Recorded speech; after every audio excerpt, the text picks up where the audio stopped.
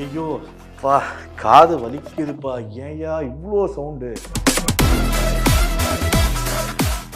இனி வீட்லயே பானிபூரி செய்யலாம் எல்லாரும். Aachi panipuri kit. Summer holidays வந்தாச்சு, நம்ம ஜிடி ஹாலிடேஸும் வந்தாச்சு. GT holidays, south India's #1 travel brand.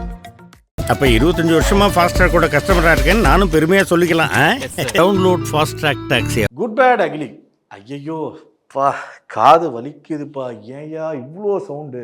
Already இதுக்கு முன்னாடி தான் ஒரு படம், கங்குவான ஒரு படம், அவ்வளோ சவுண்டு வச்சு அது ஆடியன்ஸ் அப்படி ஃபீல் பண்ணி அது அப்படி பண்ணிட்டாங்க. இதுலேயும் ஏன் இவ்வளோ சவுண்டு அப்படின்னு ஒரு சில பேர் தான் அப்படி ஃபீல் பண்ணாங்க. அண்ட் ஓவராலாக அப்படி பார்த்தீங்கன்னா இந்த கமெண்ட் வரல. வெளியே வந்த ஒரு சில பேருக்கு அந்த அந்த அந்த ஒரு ஃபீல் இருந்தது. அதை மேபி டீம் இப்போ டப்புன்னு ஒரு கரெக்ஷன் ஒன்று பண்ணிட்டாங்கன்னா அது பயங்கரமாக இருக்கும் அப்படிங்கிறது. ஆனால் ஓவராலாக எல்லாருமே படத்தை அவ்வளோ என்ஜாய் பண்ணியிருக்காங்க. அண்ட் ஒரு சில மிக்சடு ரிவ்யூஸும் படத்துக்கு வந்துட்டு இருக்கு. குட் பேட் அகிலி பொறுத்த வரைக்கும் நீங்கள் அந்த ரிவ்யூலாம் பார்க்காதீங்க, அந்த ரிவ்யூலாம் கண்டுக்காதீங்க. இது அவுட் அண்ட் அவுட் ஒரு கம்ப்ளீட் மசாலா என்டர்டெய்னர். மசாலா இந்த சென்ஸ் நம்ம அந்த லாஜிக் கீசிக் இதெல்லாம் பார்க்காம அப்படியே போய் பண்ணிடுவோம் இல்லையா? ஸோ அந்த மாதிரி தான். இதில் என்ன ஒரு விஷயம் முக்கியமாக பார்க்கணும் என்னென்னா, இதுக்கப்புறம் அஜித் அவர்கள் வச்சு யாராவது படம் எடுக்க ஆசைப்பட்ட இயக்குநர்கள் இருப்பாங்களே, அந்த இயக்குநர்கள் சாரோட ரெஃபரன்ஸ் இதுக்கு முன்னாடி நடிச்சிருப்பார்ல படம், அது ஏதாவது ஒரு ஃபேன்ஸ் என்ஜாய் பண்ணுறதுக்காக அப்படி வைப்போமா அப்படின்னு பார்த்தா, இதுக்கு முன்னாடி நடிச்சார் இல்லையா அந்த அமர்கலம், மட்டகாசம், வாலி அந்த மாதிரி படங்கள்லாம் பார்க்க தேவையே இல்லை. அந்த டேரக்டர்ஸ் குட் பேட் அகிலி மட்டும் பார்த்தா போதும் அப்படிங்கிற மாதிரி தான் இருந்துச்சு. ஏன்னா அவ்வளோ ரெஃபரன்சஸ், அவ்வளோ தியேட்டர்கள் என்ஜாய்மெண்ட் மூமெண்ட்ஸை குட் பேட் அகிலி படத்தில் வச்சிருக்காரு ஆதிக் ரவிச்சந்திரன் அவர்கள்.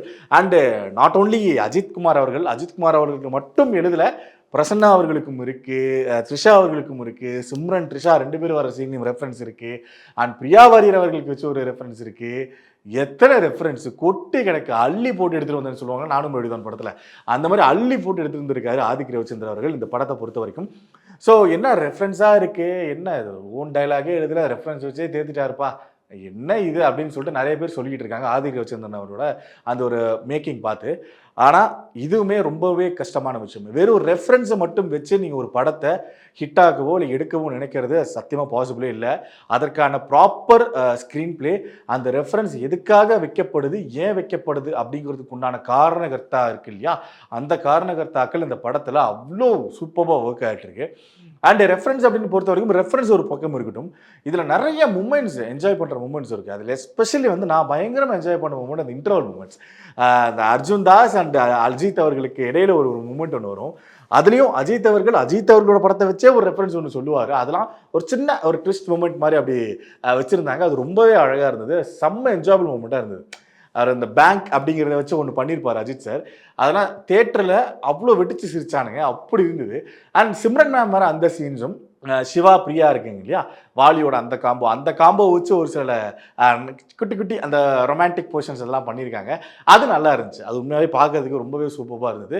ஸோ இந்த படம் பொறுத்த வரைக்கும் நிறைய மிக்சடு ரிவ்யூஸ். ஒரு சில பேர் என்ன படம் இது, எதுக்காக, ஏன் ஒன்றும் காரணம் கதை இல்லை, எமோஷன் சுத்தமாக கனெக்ட் ஆகலை, அப்பா மகங்கிறீங்க, அந்த அந்த பாண்டேஜ் அவ்வளோ ஒட்டவே இல்லை, அது எப்படி அப்படிங்கிற மாதிரிலாம் கேட்கலாம் நீங்கள். ஆனால் இது ஒரு ஒரு என்டர்டெய்னிங் ஃபிலிம்ஸில் நீங்கள் லாஜிக் பார்க்க வேணாம். ஒரு ஃபேமிலியோடு நீங்கள் போய் உட்காந்து பார்க்கும்போது உங்களுக்கு படம் ஒரு படம் பார்த்தேன், ஒரு நல்ல படம் பார்த்து என்ஜாய் பண்ண ஒரு திருப்தி இருக்கும் இல்லையா, அது கண்டிப்பாக அந்த படத்தில் இருக்கும்.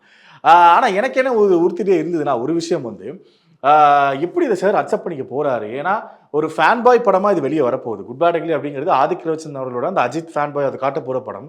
இந்த படத்தில் அஜித் அவர்களுக்கு பிடிக்காத ஒரு சில செயல்கள் இருக்குது. அந்த செயல்களை அது வச்சாதான் அந்த படத்தில் அந்த ஃபேன் பாய் அப்படிங்கிறதே அது ஃபுல்ஃபில் ஆகும். எக்ஸாம்பிளுக்கு இந்த தலை, அந்த மன்றத்தை வச்சு பண்ணுறது, ரசிகர்கள் உயிரை கொடுக்கறது அப்படிங்கிற மாதிரியான டேக்லாம் இருக்கு இல்லையா, அந்த டேக் வைக்காமல் அந்த ஃபேன் பாய் படம் அப்படிங்கிறதும் ஃபேனும் அப்படிங்கிறதும் ஃபுல்ஃபில் ஆகாது. இது எப்படி அஜித் சார் அக்செப்ட் பண்ணிக்க போகிறாரு அப்படிங்கிற மாதிரிலாம் இருந்தது. பிகாஸ் ஏன் இருந்ததுன்னா, அந்த காட் பிளஸ் யூ மாமே சாங்கில் எங்கால செதுக்கி வச்ச சிலை பாசமாக அவரை கூப்பிடுவோம் அப்படின்னு கூப்பிட வரும்போது அவரை கட் பண்ணி டேன் அப்படின்னு சொல்லிட்டு அதுக்கப்புறம் மாறும். இது படத்தில் எப்படி வைக்க போகிறாங்க, சாங்லேயே இவ்வளோ ரெஸ்ட்ரிக்ட் பண்ணியிருக்காரு, படத்தில் எவ்வளோ ரெஸ்ட்ரிக்ட் பண்ணியிருப்பாரோ அப்படின்னு நினச்சி அந்த ஒரு ஒரு ஒரு தாட் மைண்டில் இருந்துகிட்டே இருந்தது. ஆனால் படம் பார்க்கும்போது அது இதுவே இல்லை. அந்த தலை அப்படிங்கிற ஃபேக்டரு அஜித் தாண்டா அப்படிங்கிற மாதிரி அது ஆல்மோஸ்ட் இன்ட்ரோவே தலை தான் அப்படிங்கிற ஒரு ஃபேக்டர் இருக்குல்ல, அது செம்ம கூஸ்பம் மூமெண்ட்டாக இருந்தது. பிகாஸ் அவர் சொன்னதுக்கப்புறம் அவ்வளோ பேர் அது அவ்வளோவா கூப்பிட கிடையாது, ஏகே அப்படிங்கிற டேகை மாற்றிட்டாங்க. ஆனால் அதை மறுபடியும் ரீகால் பண்ணுற மாதிரி இந்த தலை அந்த மாதிரி மூமெண்ட்ஸ்லாம் வைக்கும்போது ஐ திங்க் ரொம்பவே சூப்பராக இருக்குது. ரொம்பவே ஏன்னா நாஸ்டாலஜியா மூமெண்ட்ஸ் நிறைய இருந்தது. அது எனக்கு ஒரு மிகப்பெரிய வருத்தம் இருந்துகிட்டே இருந்தது. என்னன்னா அந்த அஜித் அவர்கள் அந்த தலை அப்படின்னு செல்லமாக கூப்பிட்டு இருந்தது எனக்கு ஸ்டில் ஞாபகம் இருக்குது. மகாநதி சங்கர் சார் வந்து நிறைய இடத்துல சொல்லியிருக்காரு, இந்த தலை அப்படிங்கிறது நான் தான் கூப்பிட்டுருக்கேன், நான் தான் வச்சேன் பேர் அப்படிங்கிற மாதிரி அந்த தீனா படத்தில் அந்த மெமரிஸை ஷேர் பண்ணும்போது மகாநதி சங்கர் அவர் சொல்லுவார். ஆதித்ய ரோச்சந்தர் இப்படி ஒரு ஒரு கைண்ட் ஆஃப் ட்ரிபியூட் படம் மாதிரி ஒன்று எடுக்கிறாரு அஜித் அவர்களுக்கு. இதில் அந்த மெயின் ஃபேக்டர் மகாநதி சங்கர் தான் ஒரு ஒரு செல்லப்பேர் அஜித் அவர்களை வைக்கிறதுக்கே மிக முக்கியமான காரணம்.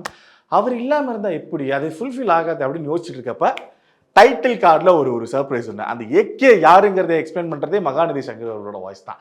அது வந்து ஓகே ஃபுல்ஃபில் மீல்ஸ் ஒன்று இருக்கும்ல, அது சாப்பிட்ட மாதிரியான திருப்தி வந்து அந்த ஓப்பனிங்கே கிடச்சிருச்சு எனக்கு.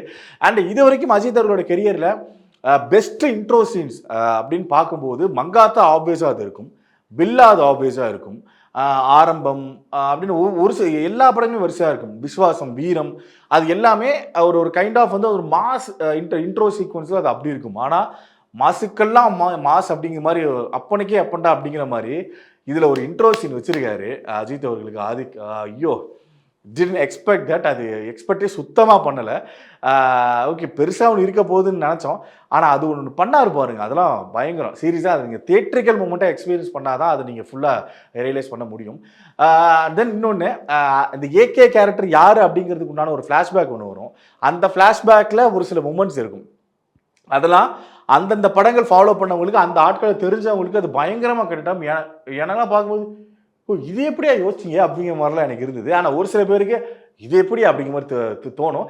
ஆனால் கதையாக யோசிச்சு பார்த்தா ஏகே அப்படிங்கிற ஒரு கேங்ஸ்டர் வந்து எவ்வளோ பெரிய கேங்ஸ்டர் அப்படிங்கிறது கதையாக வரும்போது அது பயங்கரமாக கரெக்ட் ஆகும் அந்த ஃப்ளாஷ்பேக்கு. ஸோ எஸ், மொத்தத்தில் இதுதான். ஸோ நீங்கள் நெகட்டிவ் ரிவ்யூ இருக்குது, அஜித் படம்னா என்னப்பா இப்படி இருக்க, இதெல்லாம் நம்ப முடியுமா அப்படிங்கிற மாதிரிலாம் கேட்டிங்கன்னா நீங்கள் நம்ப வேணாம். ஜஸ்ட்டு போங்க, டிக்கெட் எடுங்க, உட்காருங்க, பாருங்கள், என்ஜாய் பண்ணுங்கள். பழைய அஜித் அவர்களை பார்த்த அந்த விண்டேஜ் ஃபீலாக இருக்கும்ல, அதெல்லாம் ஒன்று எக்ஸ்பீரியன்ஸ் பண்ணிவிட்டு வெளியே வாங்க, அதுதான் சொல்லணும்.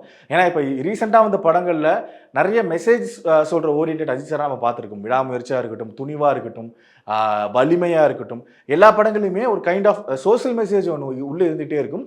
இல்லைன்னா நம்ம ஃபேமிலிக்கு உதவுற மாதிரி, இல்லைன்னா ரெஸ்பான்சிபிளாக இருக்கணும் அப்படிங்கிற மாதிரியான நிறைய மெசேஜஸ் உள்ள படமாக தான் இருக்கும் அது. ஆனால் இந்த படத்தில் அந்த அஜித் அவர்கள் இல்லாமல் நம்ம அடாவடி தன்ற அஜித் அவர்கள் ஒன்று பார்த்துருப்போம் இல்லையா, அந்த வில்லன் அந்த மாதிரி டைமில் பார்த்துருப்போம் இல்லையா. ஸோ அந்த அஜித் அவர்களே அந்த படத்தில் பார்க்க முடிஞ்சது, ரொம்பவே சந்தோஷமாக இருந்தது, ரொம்பவே ரெஃப்ரெஷிங்காக இருந்தது. ஓகே, இனி ஒரு 2 படம் 3 படம் ஒரு சீரிஸ் பேட்டர்னில் போனாலுமே இது ஒரு ஃபுல் ஃபீல் சாப்பிட்ட ஒரு ஃபீல் வந்து இருந்தது. ஸோ அந்த மிக்சட் ரிவ்யூஸ், நெகட்டிவ் ரிவ்யூஸ் எதையுமே காதலே எடுத்துக்காதீங்க. Just go and enjoy the experience, அவ்வளோதான் நான் சொல்லுவேன். ஒரு நல்ல தேட்டருக்கு எக்ஸ்பீரியன்ஸை மிஸ் பண்ணிடாதீங்க. ஓடிடி வந்ததுக்கப்புறம் இந்த மூமெண்ட்டும் நல்லா இருந்துச்சு, தேட்டரில் பார்த்துருக்கலாமே அப்படின்லாம் ஃபீல் பண்ணாதீங்க. டேரெக்டாக போங்க, என்ஜாய் பண்ணிட்டு வாங்க, அவ்வளோதான் சொல்ல முடியும்.